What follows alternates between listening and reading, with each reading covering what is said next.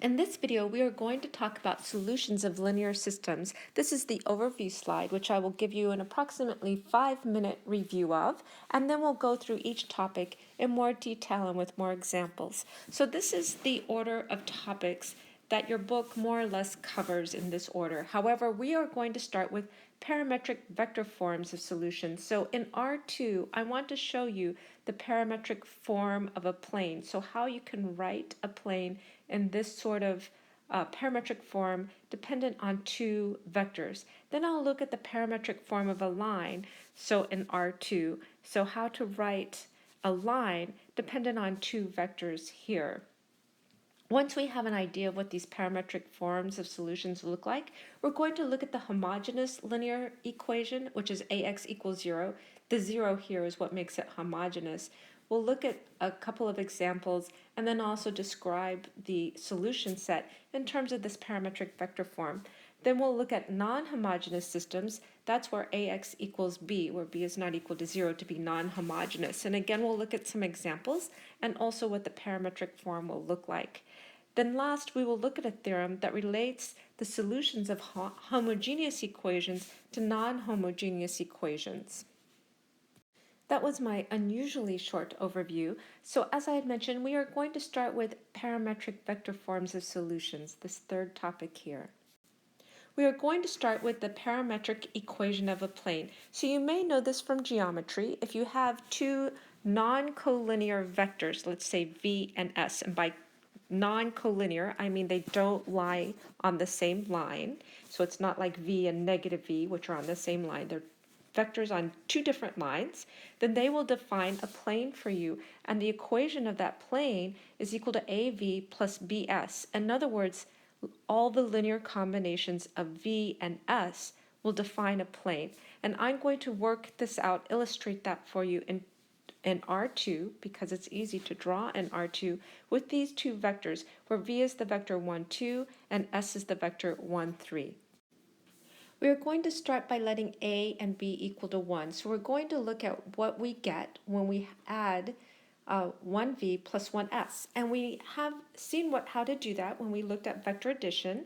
We used the parallelogram law. So I'm going to move vector v. So the beginning of vector v now is at the end of vector s. And I move vector s, so the beginning of vector s is now at vector v. And I get this point here. I'm going to leave the point, but I'm going to clear out the other vectors so I can pick another two combinations of a and b. I'm going to choose 1/4 v and 1/2 s, so approximately 1/2 s, 1/4 v. You'll have to forgive my drawing if I'm a little bit off. So again, using my parallelogram law, I'm going to move my s over to the end of my 1/4 v, and I'm going to move my 1/4 v vector to the end of my 1/2 s, and I'm going to get this point over here. For my next point, I wanted to choose something that is larger than 1 for each point, because these two were 1 and less. So I'm going to choose v equals 5/4, and a is equal to 5/4, and b is equal to 2. When I move my vectors to get the parallelogram law, I'm going to get a point out here. These 3 points are not collinear. They are not on the same line, but I wanted to do something that clearly was not collinear. So I chose s equals 1/2 and v equals 1. So when I move this to do my parallelogram, I get this point here. And so now it's very clear that the 4 points are not collinear. We have 4 points. And I'm going to say as long as a and b are positive, we're going to get points between this yellow shaded V section. I am now going to draw negative s here, and I'm going to claim that to get points between in kind of the V between V and S, so this yellow section here, is that we need our A to be positive and B to be negative. So I'm going to start with a equals 1 and v equals negative 1. Using my parallelogram law, set the head, this over there, I am going to get this point here. And again, my next big claim is as you allow V to be positive, A to be positive and B to be negative for different values, you're going to get all the points kind of in this area between these two vectors, kind of this V. The next possibility will be to take negative V, add it with negative S, and you get this point here. And so my next big claim is that as you take negative values of A and negative values of B, you'll get all the points over here. So far we have points in this kind of angle in between these two angles. Here we have points in this angle. We've gotten points over here in this angle. So if we want something between these points, we'll have to take S positive and V negative. So in other words, I'm going to let A equal to 1 and B equals to minus 1. And we're going to get this point here. Again, that was like S is 1 and we add it to minus V. And we get this point here. So now we have points in this kind of quadrant.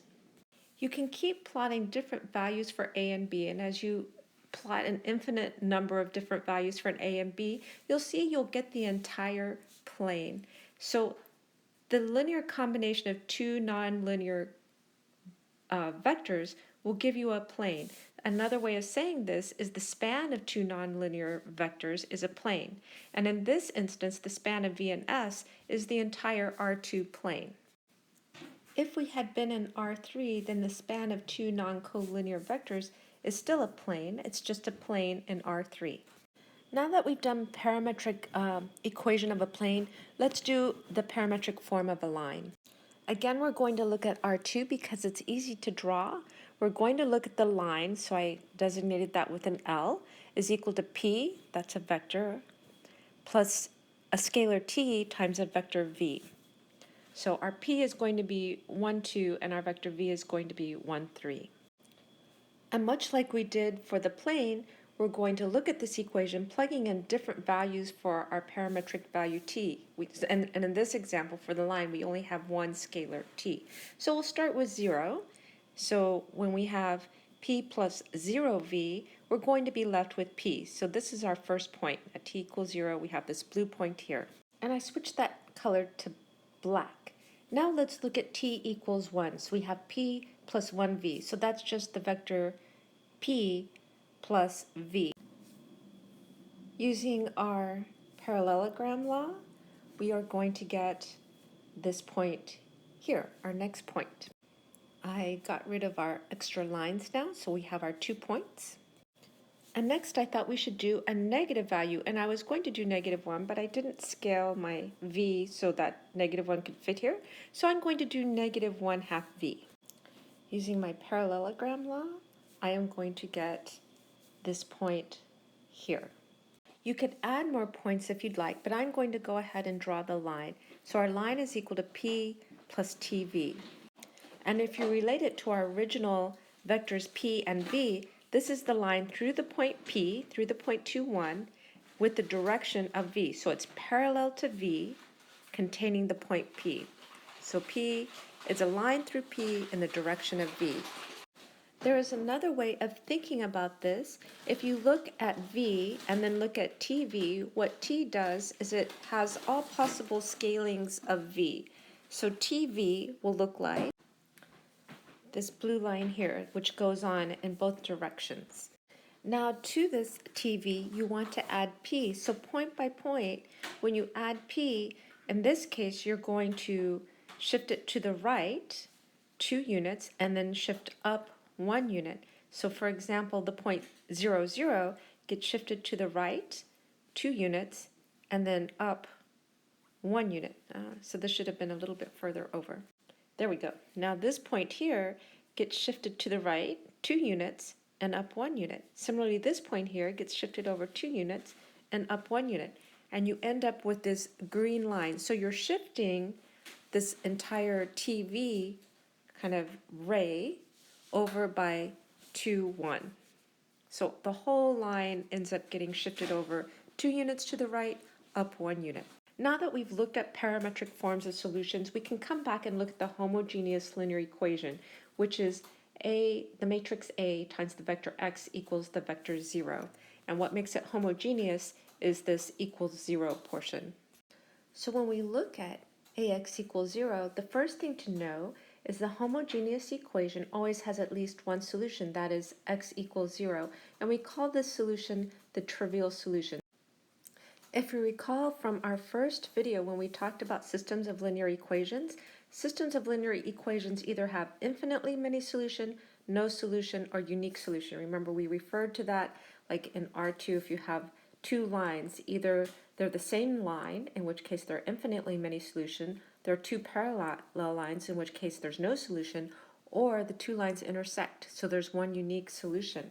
Now we know the homogeneous equation always has at least one solution, so we can rule out having no solution. So that means the homogeneous equation is either going to have infinitely many solutions or the unique solution being the trivial solution. And that's the statement here. The question now is whether there exists a non-trivial solution, in which case there are infinitely many solutions. And one last thing to point out before we do examples, the homogeneous equation ax equals 0 has non-trivial solution if and only if the equation has at least one free variable. Remember, the one free variable would give us infinitely many solutions, and we'll see that in an example. So we have those points we just discussed over here, as well as another quick thing, description of solutions, so parameterized solutions. So if the solution consists of the 0 vector, then we're looking at the span of the 0 vector, which is 0. If we have one free variable, then the span is the span of one single vector, and the solutions are aligned through the origin. And it goes through the origin because the 0 vector is always a solution, the trivial solution is always a solution. And last, if we have two free variables, then the span is of two vectors, and we have a plane through the origin. So we'll do some examples now. Our first example is to determine if the following system of equations has non-trivial solutions, and if it does, describe the solution set. So we have 3x1 plus 5x2 minus 4x3 equals 0, minus 3x1 minus 2x2 plus 4x3 equals 0, and 6x1 plus x2 minus 8x3 equals 0. We can represent the system of equations with this augmented matrix 3 minus 3, 6, 5 minus 2, 1, negative 4, 4 minus 8, 0, 0, 0. We can do our row reduction and we come down to the matrix 3, 0, 0, 5, 1, 0, negative 4, 0, 0, and 0, 0, 0. And remember, the first column is associated with x1, the second column is associated with x2, and the third column is associated with x3, because here the first column came from the coefficients of x1, the second column came from coefficients of x2, and the third column came from coefficients of x3. What this gives us, or what this tells us, is x3 is a free variable, x2 is equal to 0, and x1 is equal to 1/3, or 3x1 is equal to 5x2, which is 0, minus 4x3. So moving this over to the other side, we have 3x1 is equal to 4x3, so x1 is equal to 4/3 x3. So solutions are of the form x1 is equal to 4/3 x3, x2 is 0, and x3 is free. So we can pull out our x3, and we get x3 4 over 3, 0, 1. So that means our solutions are all scalar multiples of the form of, they're all scalar multiples of 4 over 3, 0, 1. A couple of notes before I fully describe this set in words. I just went ahead and checked my solution. So I plugged in my x equals 4/3, x2 is equal to 0, and x3 equals 1 into my three equations. So here I have 3, my x1, plus 5x2 minus 4x3. And then I took my second equation, and then my third equation, and I see that that the 4/3, 0, 1 satisfies all three equations. And one other note I wanted to make is the trivial solution is just 0 times our 4/3, 0, 1, which is 0, 0, 0. Taking our parametric form of a line equation, the line is equal to P plus TV. So P is a point contained on the line, T is our parameter, and V is our vector, our direction vector. So here our solution is of the form 0, our 0 vector, plus T times 4/3, 0, 1. So this solution is a line, and also that contains the point 0, 0, 0. And this also is described here. If there's one free variable, x3, then the span of V, the solutions are aligned through the origin. So we have two statements telling us that it is a line. Our next example is to describe all the solutions of the homogeneous equation 10x1 minus 3x2 minus 2x3 equals 0. So this doesn't look much like a system of linear equations, but it is. It's a system with one equation. So we go ahead and say x2 and x3 are free, and x1 then is equal to 1/10 3x2 plus 2x3. What we have then, our solutions are of the form x1 is equal to 3/10 x2 plus 2/10 x3, and then we have x2 and x3. So kind of breaking this up, our x2 away from our x3, we have 3/10 x2, x2 and 0, plus 2/10 x3. There's no factors of x3 in here, or no terms with x3, so that's 0, and then 1 x3 here. We can then pull out our x2 scalar multiple, and we get 3/10 1, 0 x2 plus 2/10 0, 1 x3. And this form here is exactly what we had talked about for the parametric vector form of a plane, which is a constant times a vector plus a constant times another vector. So here I can say the solution is the plane S times our first vector 0.310 plus our second scalar times our vector 0.201. And I will just add the note then, so a plane can be expressed with this explicit equation where we have any point x1, x2, x3 satisfying this equation 10x1 minus 3x2 minus 2x3 equals 0 is on the plane. Or we can use this implicit form, which is a parameterized form, parameterized by the scalars s and t. And one more point, we have a second way of coming to the conclusion that the solution is a plane, which is here, this second comment here, that we have two free variables, and here we have x2 and x3 free, then the span of our two vectors is a plane through the origin. And it's through the origin because, again, it's a homogeneous equation. So 0, 0, the trivial, or 0, 0, 0, sorry, the trivial solution is always a solution as well.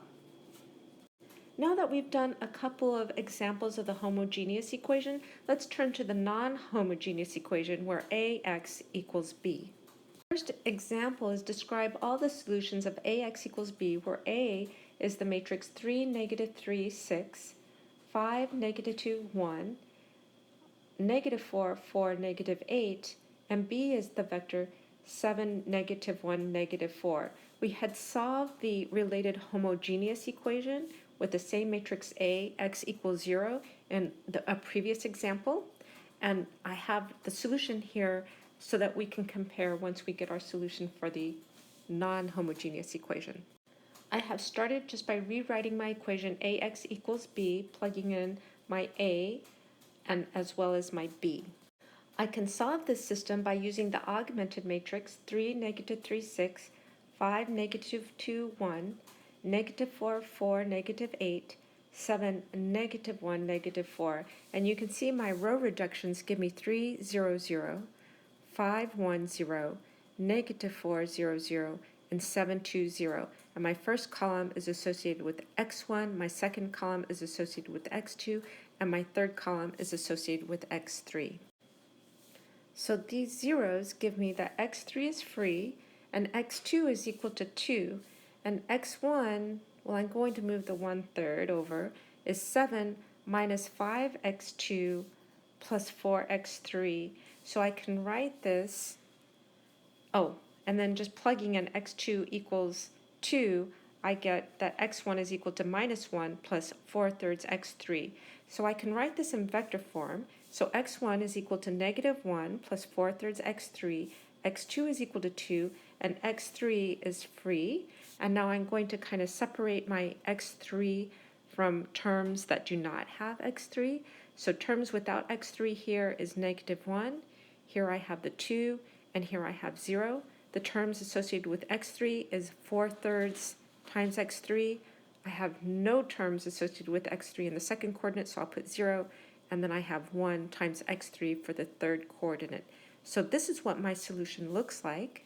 And comparing that to my parametric form of a line containing point P in the direction of V, I have x is equal to negative 1, 2, 0, plus 4/3, 0, 1, x3, which is a line parallel to 4/3, 0, 1. I have kind of reduced and squished all my calculations up here for reference. And then what I want to do is compare this solution here for the non-homogeneous equation, compare it to my solution for the homogeneous equation up here. And my notes are, first, this negative 1, 2, 0 is a particular solution we get when x3 is equal to 0. And then the solution to the non-homogeneous solution is the particular solution, my negative 1, 2, 0, plus t times my homogeneous solution. And that result is exactly this theorem here. The relation between solutions of homogeneous and related non-homogeneous equations is, suppose we have an equation ax equals b, it's consistent for some given b, and let p be a solution. So that was our particular solution. Then the solution set of ax equals b is a set of all vectors of the form w equals p plus vb, where vb is any solution of the homogeneous equation ax equals 0. I've copied our theorem here, and I'm going to relate it to the last example we did. So the theorem says, suppose we have an equation ax equals b. So our last problem was a is equal to 3, negative 3, 6, 5, negative 2, 1, negative 4, 4, negative 8, and b was equal to 7, negative 1, negative 4.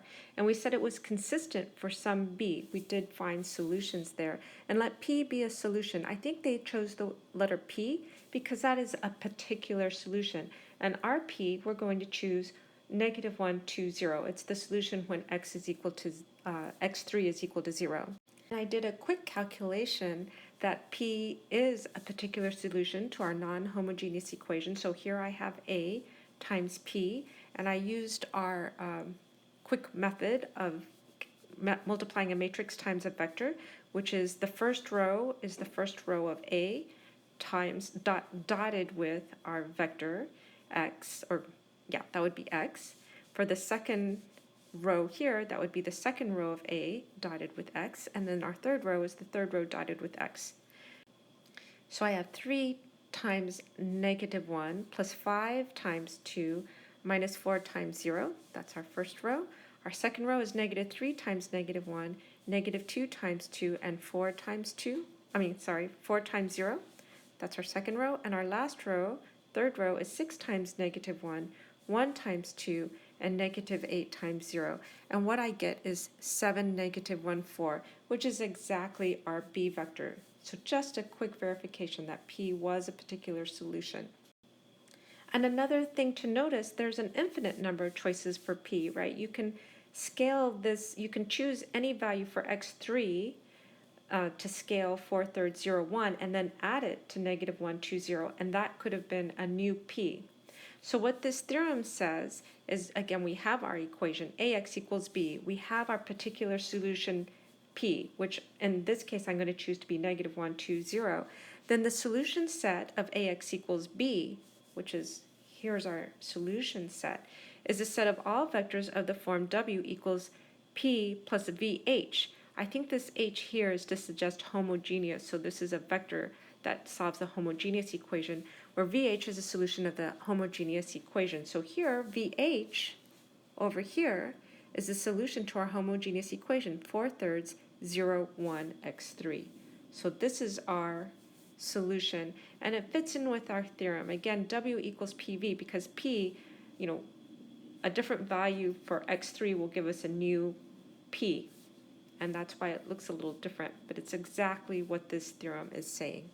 Another look at this, so these blue lines would be the homogeneous solutions because they contain the trivial solution.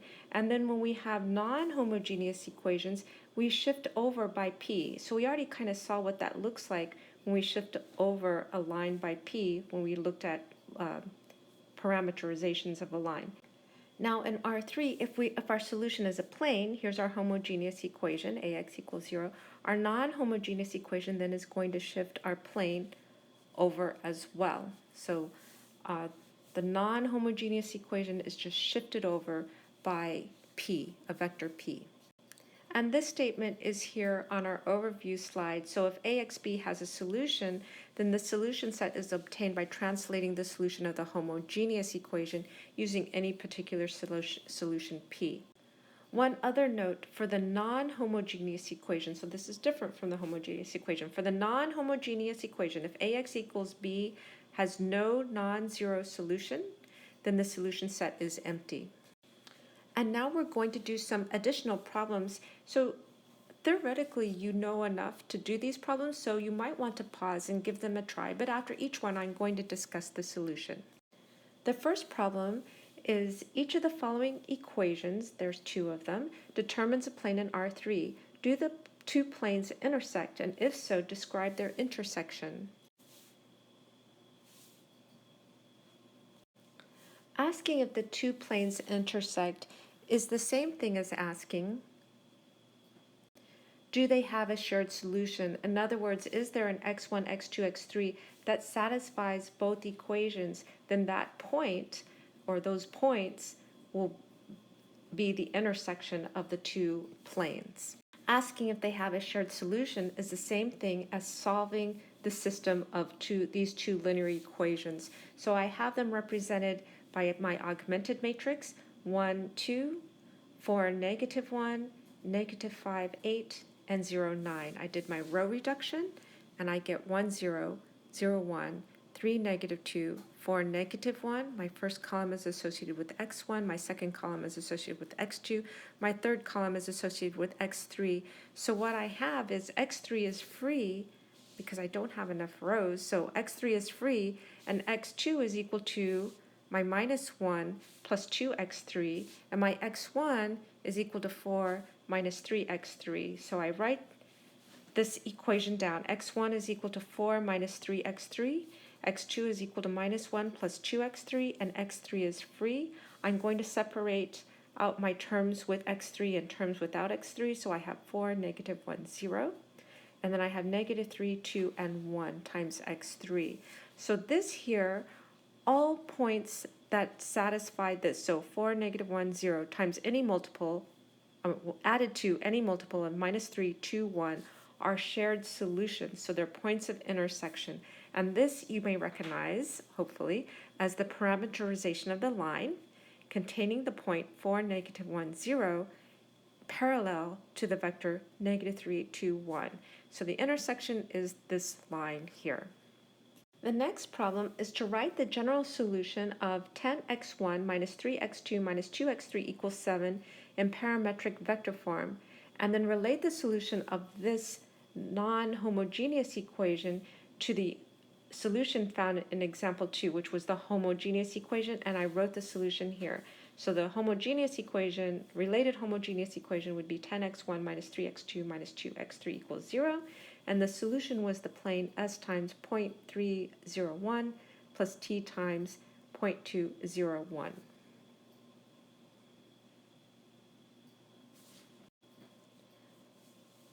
The solution to this then relates to this theorem here, the relation between solutions of homogeneous and non-homogeneous equations. I'm going to go ahead and solve then my non-homogeneous equation, and this was kind of strange, one equation, but we can do that. So x2 and x3 are free, and then x1 is equal to 1/10, 7 plus 3x2 plus 2x3. So my solutions are of this form. x1 is equal to 7/10 plus 3/10 x2 plus 2/10 x3. Then we have x2 and x3. So I'm going to separate out my the terms that have no x2 or x3, the terms that have x2, and the terms that have x3. So first I have 7/10 and then 0 and 0. The terms with x2, 3, I have my 3/10, I have my x2, which is 1, and then I have 0. Then my terms with x3, that's just 2/10, and then I have 0, and I have 1. So this is a plane, and it's the same plane that showed up in our homogeneous equation. So I'm just relating the two solutions, except this now is shifted by this solution. So it's the same plane shifted in the positive 7/10 x1 direction. The next problem is to prove the first part of the theorem relating solutions of homogeneous and non-homogeneous equations. That is, prove if P is a solution of AX equals B, so that AP equals B, let VH be any solution to the homogeneous equation AX equals 0. You're asked to prove, let W equals P plus VH, show that W is a solution of AX equals B.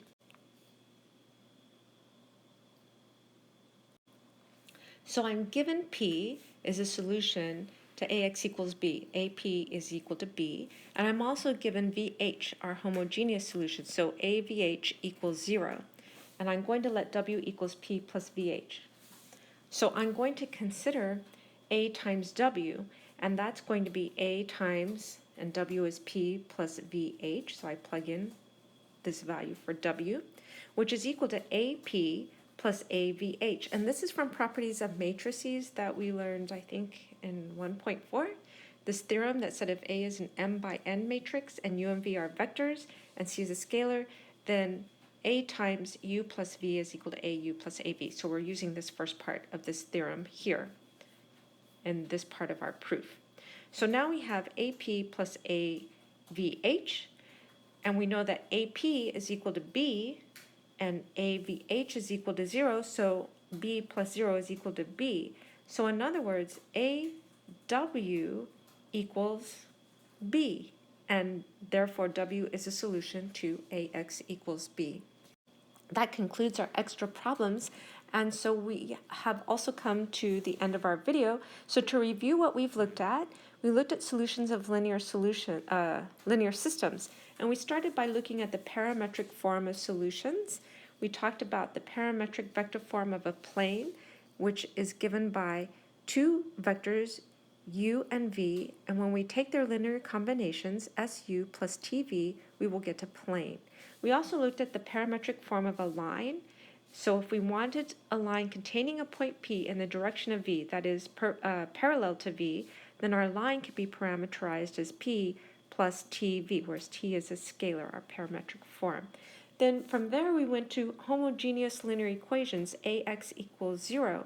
And the first thing we noted is that this always has at least one solution, that is the trivial solution, which is x equals 0.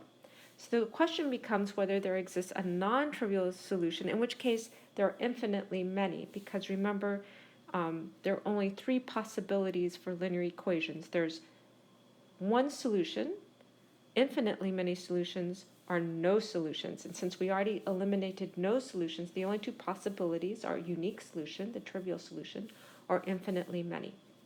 So the homogeneous equation AX equals 0 has non-trivial solution if and only if the equation has at least one free variable.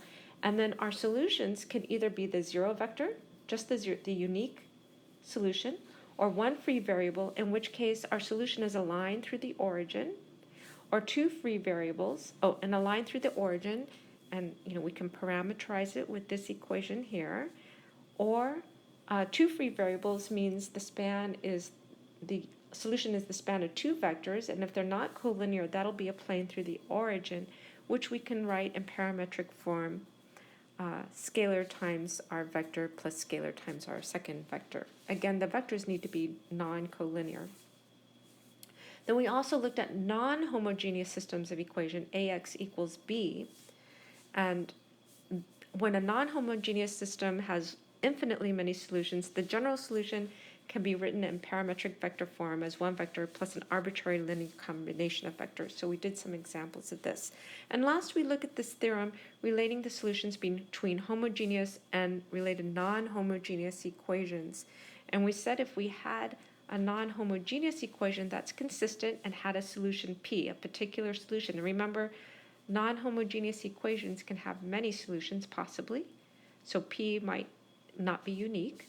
Then the solution set of AX equals B is this all vectors of the set W equals PVH, where VH is the solution of the homogeneous equation.